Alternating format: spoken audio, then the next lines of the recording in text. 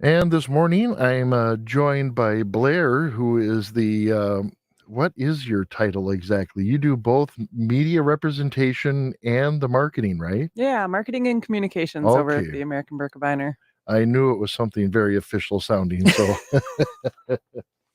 well, last night, you and I were out at Telemark Village at a community open house, and Ben Pop was doing an enthusiastic presentation and tour of the grounds, and talk a little bit about that or what you know.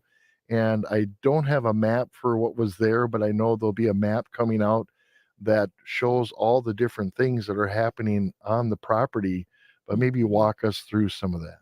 Yeah, absolutely. So Mount Telemark Village, excuse me, that property was acquired by the American Birkebeiner Ski Foundation in 2021.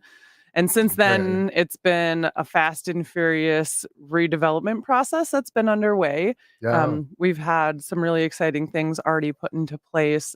If you've been out on the property where the old Telemark Lodge was, you've seen the transformation taking place. Last summer, we got started putting in a recreational trail. So that's actually a paved trail that's Mm, over 5 kilometers, not quite 6 kilometers of terrain that can be used by folks of varying abilities. We've got everyone from elite ski athletes coming to use it as a training camp in the summer, right. to seniors out there with their walkers, parents Yeah. out there with their strollers, taking their kids on strider bikes. So that's been a really fun addition to the property. Obviously, you all have a great recreational trail here on the reservation that's paved, which is fantastic. Yeah. Out to be out in nature and be able to access it in different ways is really great. So we're glad to bring a piece of that up to the cable area. And my wife and I have actually rode our e-bikes out from Double O along that Berkey Road there, and it was very fun to come see that and see the paved trails. Makes it a little nicer on a bike. But Yep. yeah, it was very well used, or it is very well used. Yeah, just while we were out on that tour that you mentioned last night, I know we saw someone out roller skiing. We saw a Yeah, few groups of bikers go by. And yeah, the different times I've been out there, it's fun to see the variety of yeah, people. And that's yeah. really part of what we're doing. We, are known for the American Birkebeiner. That tends to be in people's minds kind of these athletes that are really committed, really high level. But in reality, we want to accommodate everyone at all skill levels, whether it's Right. the first time you've, gone out for a hike or a bike ride, or if you're a seasoned veteran. And yeah, this recreational trail, it's the George Hovland Trail, is really Okay. a neat part of that where we can meet people wherever they're at. Yeah. So that was finished off last year. We received some grants from the state of Wisconsin that helped make that a reality, as well as some private donors. And we also got started last year on some mountain bike trails up there. Okay. So we're in the process of building a looped trail system at Mount Telemark Village, and we have two really prominent foundations that have helped make that a reality. The Trek Foundation, odds are you've probably heard of Trek bikes, Yes. pretty common household name in Yeah. the bike world. So they have a foundation, and they're really focused on preserving land and making it accessible for biking. Very cool. So we partnered with them, and then in this past year, we've actually partnered with an organization called One Track Mind, who's of a very similar mindset of Right. bringing, single track mountain Single biking track. Yeah. experiences to new places here in the Midwest. So that was started by someone who hails from Minnesota. Okay. And they're partnering with people all over the country. We're actually the second site in the state of Wisconsin that they've partnered with. Okay. So those two organizations have come together. In the end, we'll have about 17 miles of trails. And the great thing about the looped system is, again, it makes it accessible for more people. Right now, we have fabulous trails. The Canva trail system in this area is Yeah. wonderful. It's very point to point oriented. So you either have to kind of do an out and back route, which is fine, or you have to be willing to maybe shuttle. Takes a little more Sure. planning. So this will be a way, maybe a family with kids of varying levels can show up at Mount Telemark Village. You know, dad and whoever mom want to go out and ride a really extreme route, they can do that. There'll be kind of a kids, pump track or training area where, Right. you could sit and eat lunch and watch your kids ride their bikes all in one location without having to drive all over tarnation. Right. And there's So a connection then to that other trail system. exactly. So it's going to tie Wow. into Canva. They're a really Yeah. close partner of ours. Yeah. Obviously, we're all trying to raise the boat together here with more access. So yeah, the mountain bike trails are really exciting. So those are the Trek trails powered by OTM, and we're working on the second phase of that currently. If you go up to the area and go hike around, you're going to see a lot of heavy equipment. There are a lot of mini Yeah. excavators up there and Right. dirt moving equipment. It's a pretty magnificent transformation that's happening on the ski hill this year. That'll give 6 additional miles in addition to the 4 miles that were finished off last year. So Oh, okay. yeah, by early October, we should have about 10 miles of trails in the Mount Telemark Village area that are Wow. rideable. Yeah. Now, looking forward to winter, as I think a lot of people are, Ben talked a lot about some of the infrastructure that is out there and be able to, make additional snow manually. There's a lot of good plumbing systems, a lot of good electrical Mhm. systems. Talk about what the future of winter will look like out there at Mount Telemark. Yeah. So obviously, we're pretty sensitive to winter and climate, being an organization that's, really founded on skiing, cross country skiing. So one of the things that really appealed to us about the Mount Telemark Village property was a lot of the infrastructure. Having the history of a ski hill there, Tony Yeah, Wise was really a forerunner in snowmaking back in those days. So there's already a lot of, as you mentioned, electrical on site and a variety of wells that we're able to tap right, into. So we haven't had to start from scratch digging wells and right. running, 220 amp service to these fairly remote locations. Yes, we've still had to make an investment in that infrastructure, but the core was already there when we got the Yeah. property, which is a That's huge benefit. amazing. I never even thought Hmm. about, when I visited the lodge back when it was up and running, I didn't know about the ski hills and the snow, but I didn't realize there was that much, electrical power service already, thought ahead. And then Hmm. the extra wells and the capacity of that system. That's great.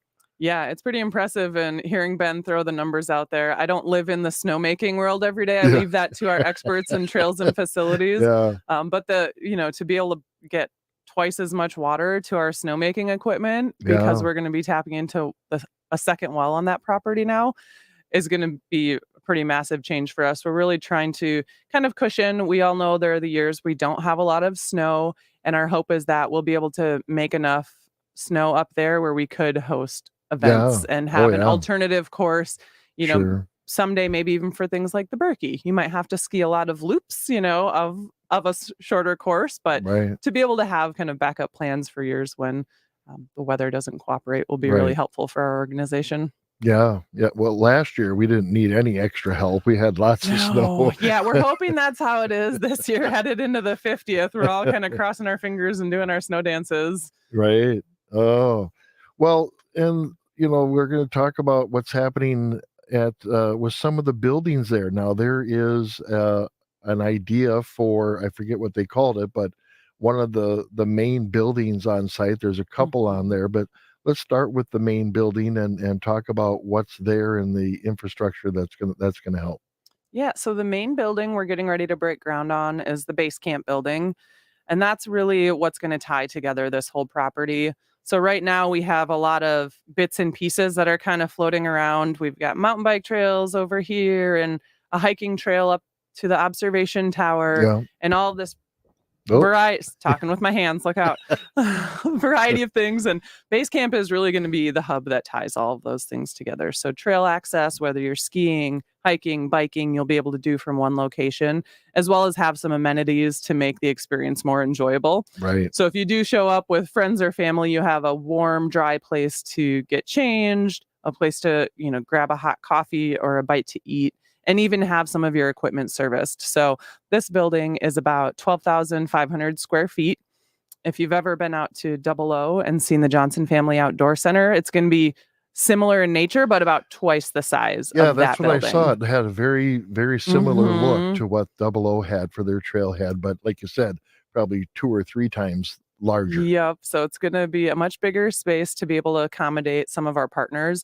And one thing I like with this project, people, when we look to the past, okay, Mount Telemark didn't make it. Why are we trying to, Yeah. develop something that didn't have the most success in the past? But one thing we've really learned from Tony and his model are ways we can improve upon that. And we really are looking to partners to do that. Yeah. So we, as the American Birkebeiner Ski Foundation, we've partnered with folks already, home base. They have kind of a microtel on site. We're letting them do lodging. Sure. That's what they're good at. We're leasing land to them. And we're doing the same thing at the base camp building. So we're bringing in New Moon Ski and Bike. Obviously, they're well established in our community. They've been a longtime partner already of the Berkey. They're going to be providing primarily ski, bike rentals, service, and also some craft beers because they already do that at their shop here in Hayward. Yeah, right. So we're partnering with them, and also in that base camp building, Backroads Coffee and Vibes Bakery will have a space. Oh, okay. So we've kind of tested that out again at Double O. They're open in the winter on the weekends, so selling coffee and scones and things. Yeah. So we already have kind of a proven model for it, and we're just growing on it out at the base camp building. Additionally, Trek Bikes will have a space out there, and as you might have heard last night, they're really looking at building their kind of e-bike base. And because of the variety of trails we're going to have at Mount Telemark Village, they're going to be more focused on e-bikes, but they'll also have rentals and demos out there in the summer months.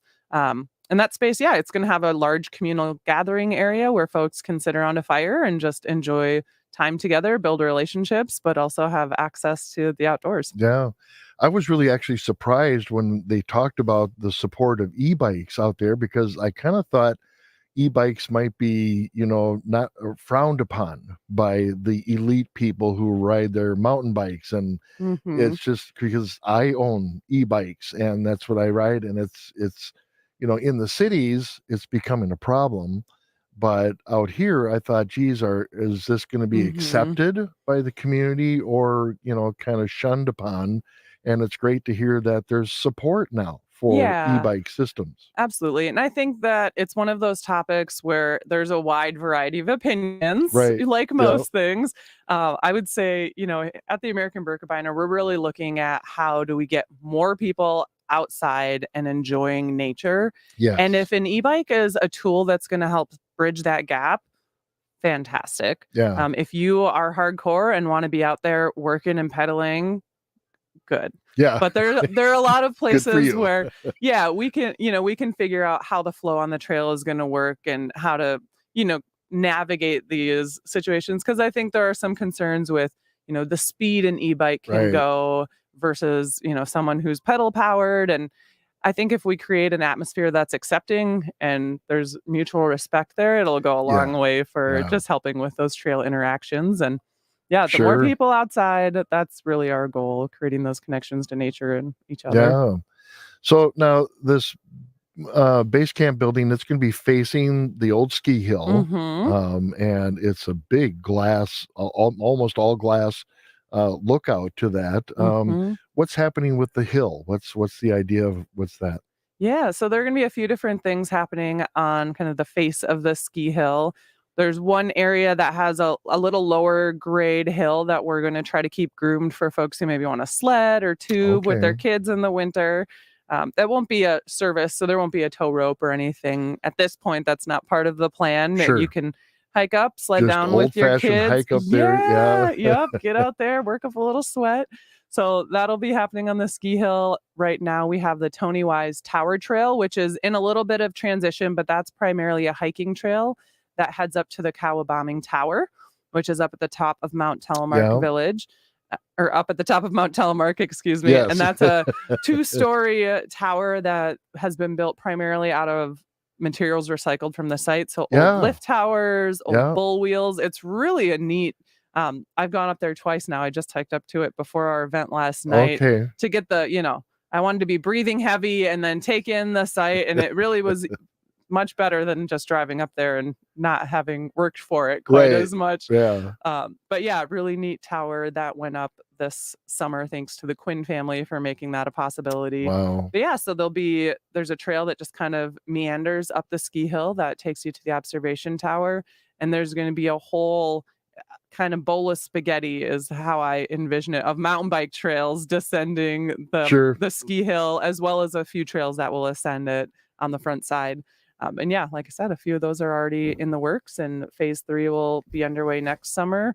So lots of mountain bike trails, hiking trails, and some of the ski trails in Wow. the area. We've already started kind of not refurbishing them, but getting them fixed up. They've been out of commission for a little while. There's a lot of brush clearing, tree clearing to get those back into working order. So that's Yeah. also part of what you'll see happening on Mount Telemark. I forgot I had a copy of the map in my pocket, so I Ah, just pulled it nice. out and I thought, okay, now I can remember what we're going to talk about. So now up where the lodge was, Mhm. we have 4 structures. I think it's 4 structures. Are the elevator shafts and the Mhm. kind of the opening area of the old lodge. What's happening in that space? Yeah, so we're gonna take the area that was formerly the lobby of the hotel and create the lobby plaza. So it will be kind of an Okay. outdoor version of the lobby. But essentially that'll be a hardscaped area that's really a gathering point, picnic tables, maybe some fire pits, some coverings for some shade. And who knows what will happen with those elevator shafts. There's been talk of, climbing walls and things down the Yeah. road, probably some murals. But really just a spot where, yeah, if you don't want to be inside, at the outdoor center, an alternative location to go and hang out and spend an afternoon. It's in the middle of the George Hovland Trail, so you can hop and, walk on that or bike on Yeah. that trail. In the wintertime, behind the lobby plaza, there'll also be a little ice skating rink where there's a existing pond there, but it's kind of Yeah. become grown over in the Yep. years. Not a Yep. ton of water is held in there. We're gonna dig that out, freshen that up, and in the wintertime, folks will be able to ice skate. So again, just trying to create a variety of options for folks to meet Sure. them where they're at and how they want to spend time And outside. little play areas for the kids, I heard. Oh Yeah. yeah. And exercise or, Mm-hmm. toning up place.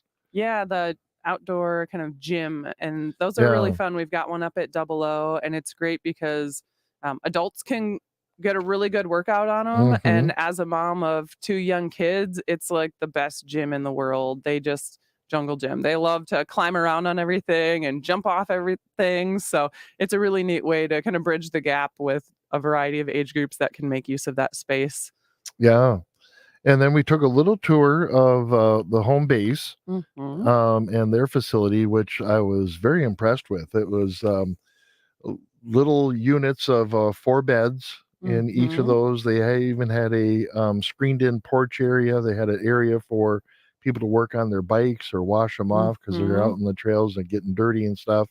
And then they talked about in the winter that would be a waxing Yeah. place and stuff. So that's really cool to see how that partner has been Hmm. developing that space. Yeah, I think, the things you just hit on again show we're looking to the past to learn some good lessons.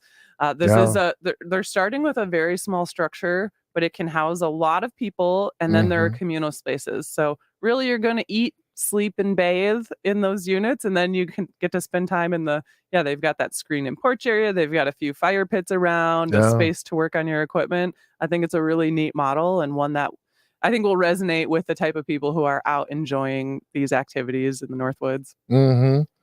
And then they talked a little bit about the solar area. This is going to have some solar power elements and Mhm. some, I forgot what they called it for Geothermal. geothermal. Yep, That's what it was. Yeah. Talk a little bit about how that is being developed. absolutely. So again, we're looking at how do we sustain this and make this development something that isn't, going to drain us financially Yeah. moving Right. forward. And thankfully, that's where we've been able to partner with some really great, private donors. So we have, and of course, the name is eluding me. It might be on the sheet you have, but we have a really generous donor who's um, giving us a large amount of money to invest into solar. So this Oh, solar Thatcher. array, yeah, the Thatcher Solar Prairie. Thank you. I don't want to miss out because these folks really are what make this Right. possible. Because as a Yeah. nonprofit, I mean, we rely heavily on that. So the Thatcher Solar Prairie is going to create enough electricity to run the base camp building that we were talking about. So that space that'll have back roads and New Moon and really be our trail center. It'll also be enough electricity to run all of our snowmaking equipment in the winter. Yeah. So we're really excited about that from a sustainability perspective to be able to create energy from, the place that we're enjoying. And the heating and cooling for the base camp building is going to be geothermal, which is, again, a highly efficient method of using heat from the earth to heat our building. So it's a little more of an upfront investment, but the long-term payoff from that is going to be really important for our maintenance costs.